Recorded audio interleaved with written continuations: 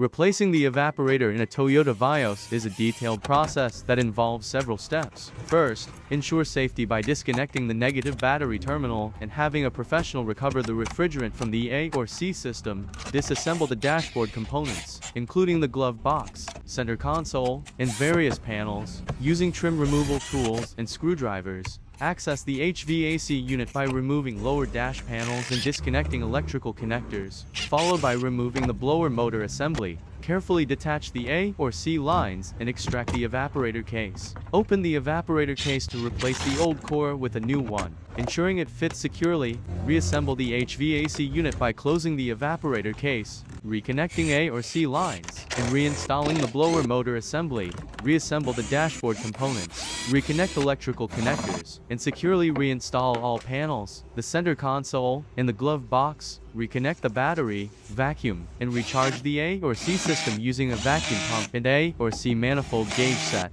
Then test the system for proper operation and leaks. If uncertain about any step, consider seeking professional help.